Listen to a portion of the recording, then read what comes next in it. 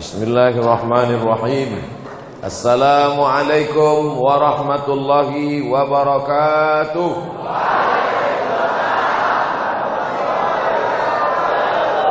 Tenggelam matahari tadi, kita masih bisa bernafas, istiqamah iman dan Islam. Kita syukuri nikmat itu dengan mengucapkan Alhamdulillahi Rabbil Alamin. Berselawat kita kepada Dia yang mengajarkan kita bagaimana menyembah Allah, mengetahui nama Allah, bersyukur kepada Allah. Maka bukti balas budi kita ucapkan Allahumma salli ala Sayyidina Muhammad wa ala ali Sayyidina Muhammad. Tuan-tuan guru, alim ulama, cerdik pandai, tokoh masyarakat, yang besar tak dihimbau gelar, yang kecil tak dapat disebut nama, insya Allah kita semua dimuliakan Allah Subhanahu wa ta'ala. Jangan lupa niat iktikaf. Nawaitul iktikaf fi hadzal masjid lillahi ta'ala.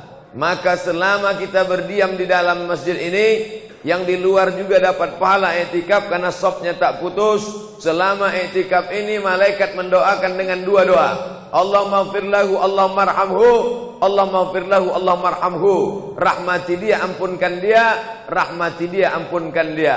Selama berada dalam iktikaf ini pula 4 balasan diberikan Allah Subhanahu wa ta'ala. Yang pertama, nazalat alaihimus sakinah, diturunkan ketenangan ke dalam hati. Yang kedua, ghasyiyat bihimur rahmah, diliputi rahmat kasih sayang Allah. Yang ketiga, haffat bihimul malaikah, dikelilingi oleh para malaikat. Yang keempat, wa dzakarahumullahu fi man indah, dibanggakan Allah kepada para malaikat. Mudah-mudahan kita termasuk yang dibanggakan Allah Subhanahu wa ta'ala. Apa namanya? Al-Muslim. Al-Muslim. Enggak, saya tanya apa masalah tadi? Oh, lampu.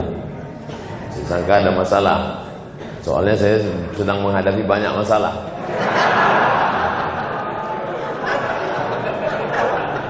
Jadi saya mulai tausiah jam 9, lebih kurang 60 menit. Nanti setelah ini saya akan menjawab pertanyaan-pertanyaan.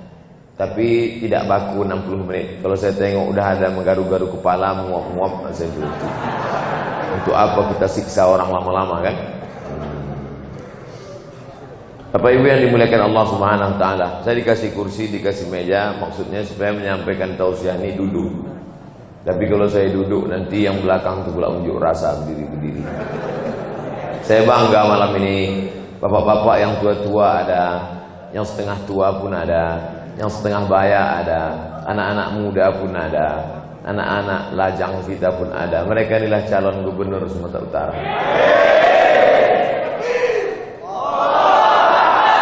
Takbir nanti udah agak-agak dekat setan kalau masih jauh-jauh dari setan. Kalau di masjid itu masih ada anak merangkak, masih ada anak menjerit-jerit, masih ada anak-anak muda, jamaah masjid muslimin jangan risau, jangan kecil hati. Artinya apa? 20 tahun akan datang masjid ini masih tetap ramai dengan sholat berjamaah. Anak-anak di pintu, anak-anak, cuman mak-mak aja yang tak ada nampak. Oh, di luar. Mak-mak itu penting juga. Kalau tak ada dia, macam mana lahir anak-anak itu, kan? Bapak Ibu yang dimuliakan Allah Subhanahu wa ta'ala, malam ini saya akan membahas 5 hikmah hijrah Nabi Muhammad sallallahu alaihi wasallam. Hikmah yang pertama, ketika Nabi sampai ke kota Al-Madinah Al-Munawwarah, Nabi tidak membangun bangunan yang hebat. Karena bangunan yang tinggi, yang menjulang akan hancur kalau manusianya tidak dibangun duluan. Betul? Kalaulah bangunan hebat, standar kehebatan, maka yang paling hebat adalah Fir'aun. Karena Fir'aun sampai sekarang membangun piramid tak tumbang sampai hari ini. Pergi ke Mesir sana, batu batanya sebesar kulkas, beratnya 2 ton. Kalau tak percaya, cabut, pikul. Kalaulah standar kehebatan adalah bangunan fisik, kursi emas, periuk emas, piring emas, maka kerajaan kuil Petra yang ada di Yordania, istana-istana raja yang ada di Mesir dan Yunani, yang ada di Roma, yang ada di Romawi, maka itu bukti kecanggihan. Tapi ketika Bapak Ibu pergi kemarin ke Masjid Nabawi di Madinah, ada menengok kursi Nabi Muhammad SAW dari emas, ada menengok piring Nabi Muhammad dari emas, ada menengok cincin Nabi dari emas. Tidak ada, karena Nabi tidak membangun fisik, tapi yang dibangunnya adalah manusianya. Membangun jembatan mudah, membangun kereta api mudah, tapi kalau manusianya tidak dibangun, maka hancur lebur itu peradaban. Betul? Buktinya masjid besar, hebat, mewah, lampunya canggih, memandang ke atas langsung nampak awan. Coba kalau manusianya tak dibangun, siapa yang mengisi masjid malam ini? Sarang laba-laba, Spiderman. Inilah yang membanggakan kita. Bangunan fisiknya hebat, tapi juga manusianya dibangun, sehingga manusia memikirkan orang lain, manusia memikirkan manusia. Manusia tidak hanya memikirkan beton, manusia tak hanya memikirkan atap, tapi dipikirkannya manusia yang lain yang teraniaya. Maka dibuatnya lah poster besar-besar Save Kuasa. Allahu Akbar. Kami bersama Ustadz Abdul Somad. Masya Allah. Entah dari website mana di kopion.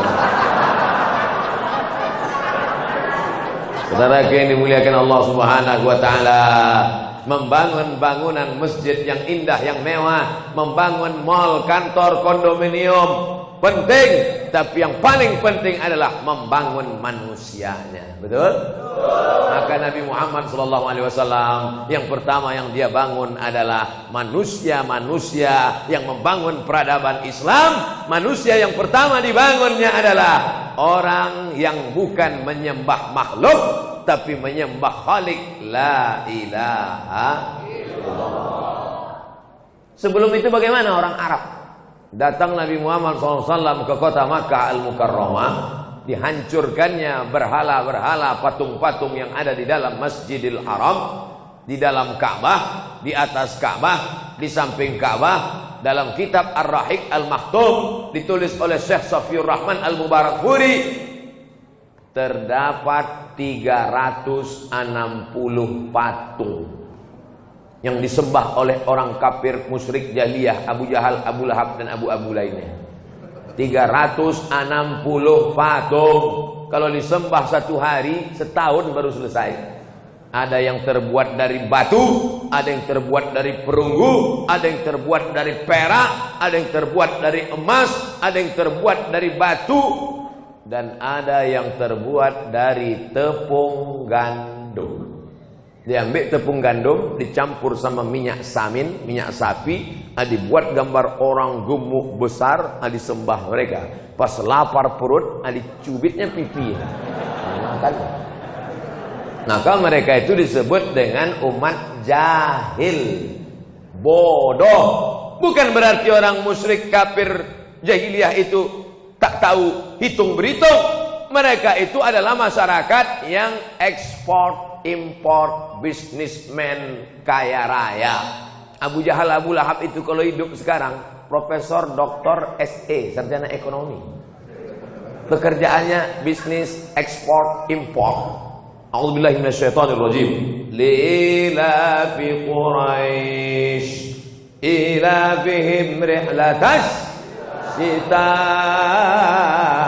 was-shaib. Perjalanan orang Arab Quraisy, perjalanan mereka rihlatas syita, musim dingin, was-shaib, musim panas.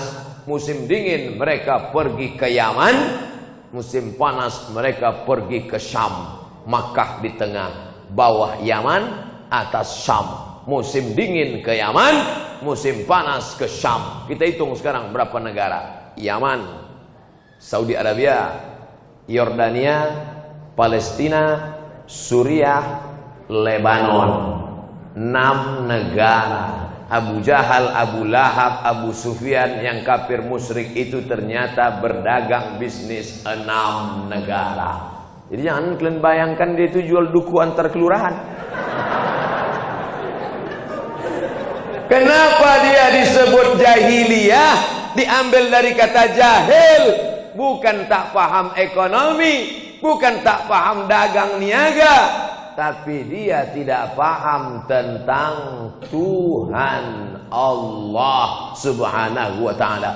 Itulah maka Masjid Al-Muslimin ini kaligrafinya semua nama Allah. Coba tengok. Subhanallah walhamdulillah wa la ilaha illallah Allahu akbar ar-Rahman ar-Rahim al-Malik al-Qudus la ilaha illallah. Ini tak nampak kan ada orang nyuting dari luar. Artinya apa? Menengok kaca-kaca kaligrafi ini bukan menyembah kepada dinding, bukan menyembah kepada batu, bukan menyembah pokok kayu, tapi kita diajarkan mesti benar akidahnya la ilaha illallah. Kalau dalam sholat itu tiba-tiba terbayang makhluk, Allahu Akbar, nampak muka Ustaz Somad, hilangkan. Makanya sholat itu buka mata. Ustaz, sholat itu buka mata atau tutup mata? Buka mata. Karena kalau tutup terbayang macam-macam. Buka mata. Mana dalil sholat buka mata? Uqtulul aswadaini fis sholat. Bunuhlah dua yang hitam ketika kau sedang sholat. Ketika sedang sholat, bunuh dua yang hitam. Allahu Akbar. Apa dua yang hitam? Ular dan kalajengking. Masuk akal tak orang sholat bisa bunuh ular kalajengking kalau matanya tertutup? Allah. Oh, diketipnya baru tahu. Makanya sholat tuh buka mata. Allahu Akbar, terjam mata. Tiba-tiba terasa air tumpah. Apa ini? Rupanya ular anaconda udah siap. Tapi ada kalanya pula menutup mata lebih khusyuk daripada buka mata. Apa itu? Ketika kita sedang sholat, pas di muka kita itu ada anak muda pakai baju kaos bertulis di belakangnya, hidup sudah susah, jangan bikin susah. Kita bisa kita buka, karena setiap asal kita buka,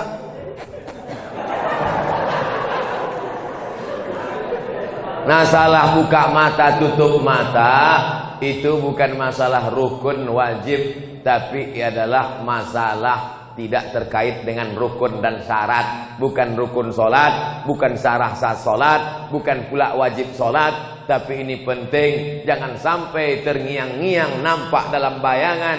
Lalu yang kita bayangkan sholat itu apa Pak Ustadz? Angkat kedua tangan, katakan Allahu Akbar. Tak membayangkan nama, tak membayangkan rupa, tak membayangkan bentuk, tapi dia, siapa dia? Qul huwallahu ahad, esa, tunggal, tak berbilang. Meminta hanya kepada dia, Allahus somad. Dia tak punya anak, lam yalid, dia tidak diperanakan, walam yulad. Yang sakit hati dengan ceramah saya ini salah sendiri, kenapa kalian dengar? Yang pertama dibangun manusianya hanya menyembah kepada Allah, tidak meminta kepada selain Allah. La ilaha illallah. Ini sekarang masih ada lagi orang minta-minta kepada selain Allah, minta kepada makhluk, tak boleh. Minta duit kepada makhluk, tak boleh.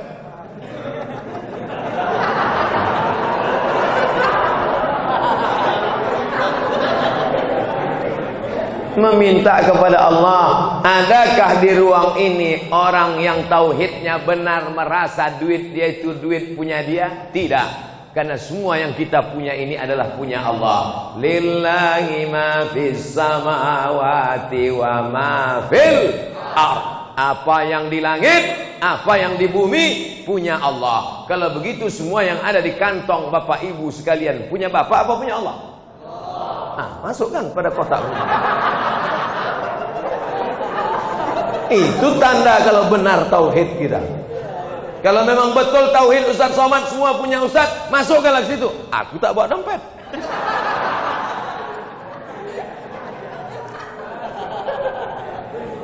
Innallaha ashtara minal mu'minin. Allah sudah membeli dari orang beriman anfusahum wa amwalahum, diri mereka, harta mereka sudah dibeli Allah Subhanahu wa taala. Bi anna lahumul jannah, sudah ganti rugi tukar barang dengan surga. Ini nyawamu, ini hartamu, sudah kubeli dengan surga. Maka kita hari ini tak punya diri, tak punya harta, karena semuanya adalah punya agak besar duit masuk ke lo.